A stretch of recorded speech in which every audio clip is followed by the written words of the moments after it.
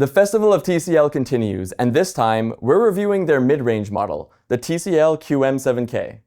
2024's TCL QM7 was one of the best mid-range options of last year, but how does this year's model compare? Is it worth an upgrade, or should you stick with the previous model? Hey, I'm Alex from Rtings.com.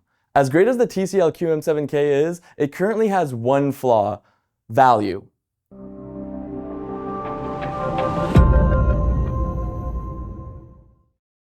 Let's begin with this TV's picture quality. No surprise here, it looks great in action. Its HDR brightness is decent. Now, some of you might be thinking, wait a minute, it's not as bright as the QM7. And yes, you're right, it isn't. It's a bit dimmer, but it's still plenty bright enough to offer an impressive HDR viewing experience. Keep in mind that the TV is a bit brighter before being calibrated, as our HDR brightness numbers are post-calibration.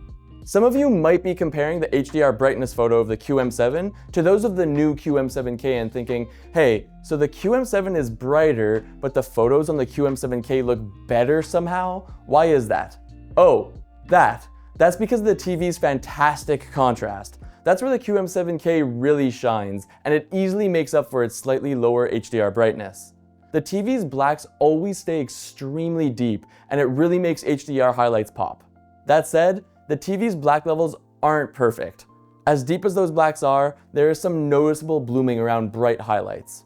Plus, the TV's lighting zone transitions are visible with some noticeable haloing behind fast-moving bright objects. None of this is excessive, but we've seen better performance on other models.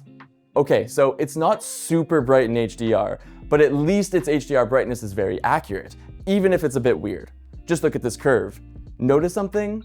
Yeah, it weaves below and above the reference at multiple points, meaning that content will either be over-brightened or too dim depending on how bright the content is.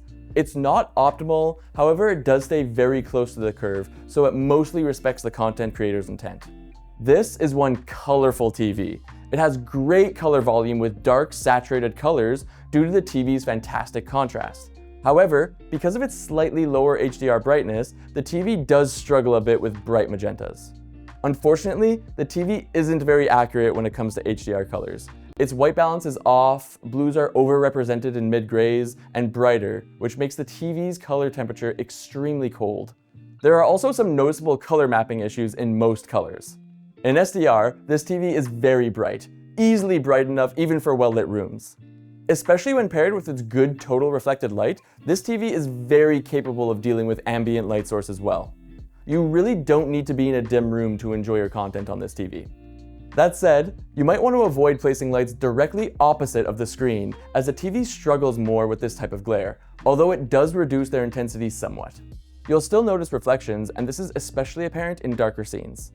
The TV isn't as colorful in SDR as in HDR, but hey, it's good. It has great coverage of the commonly used DCI-P3 color space, even if it can't fully display bright greens, yellows, and oranges. Sadly, its coverage of the wider BT 2020 space isn't as good, but it's alright.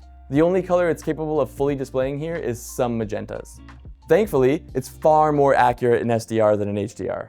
Yes, all colors are overrepresented in grays, but barely. It does make the TV's color temperature slightly cold, as we mentioned, but it's still near the 6500K target. Color accuracy is also great with only minor color mapping issues. Unfortunately, the TV's gamma is off. All scenes except the very darkest end up being too bright. This TV is certainly not the worst if you're looking to host large parties, but it's also not anything worth writing home about. To be fair, that's par for the course on most LED models. They just don't tend to have great viewing angles.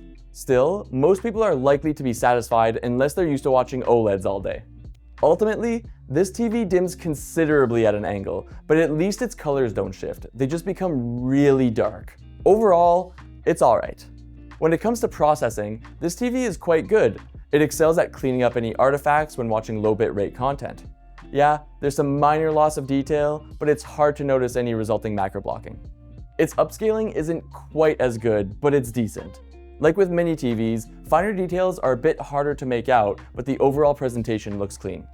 Finally, it has minimal banding in its HDR color gradients. Still, you'll notice some in dark grays and reds as well as in brighter greens. This is a tremendous TV for gamers. It has very low input lag at all resolutions.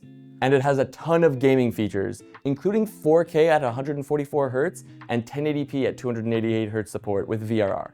And when it comes to its pixel transitions, they're pretty darn fast for an LED TV.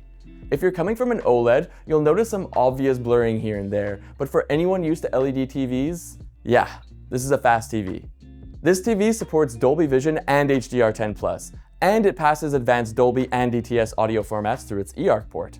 Oh, and don't worry about losing one of your HDMI ports to eARC. That port is on one of the TV's 2 HDMI 2.0 ports, leaving its HDMI 2.1 ports untouched. So, should you buy it? Yeah, you probably should, but there's a caveat. Last year's model. The TCL QM7 is still being sold, and it's significantly cheaper than this newer QM7K. That said, the newer model is a bit better, mostly due to its huge jump in contrast. Just look at the two TVs comparison shots. The QM7K definitely has the edge. That said, we can't dismiss the QM7's HDR brightness advantage or its faster and more precise local dimming feature.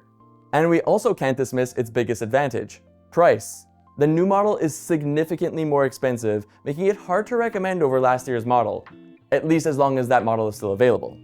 What if you'd like to shop for a more recently released alternative? Well, Amazon now has its own mini LED model, the Amazon Fire TV Omni Mini LED.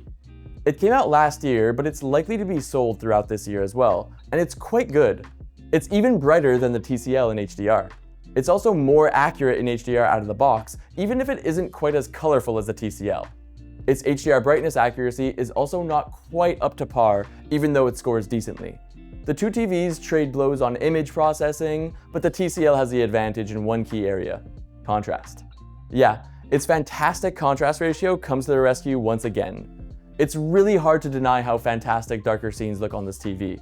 It's also definitely better for gamers thanks to its lower input lag, slightly faster pixel transitions, and 288Hz support. But there's a kicker.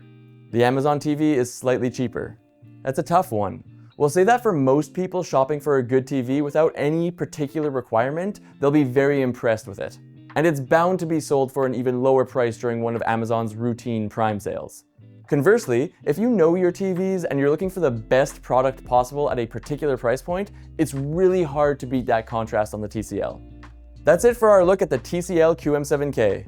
What do you think? Would you rather save some money and go for last year's QM7 or Amazon Fire TV Omni Mini LED? Or are you willing to pay a bit more for the truly fantastic contrast of the QM7K? Let us know. And if you want to learn even more, check out our written review in the description below. Until next time, I'm Alex from Rtings.com, where we help you find the best products for your needs.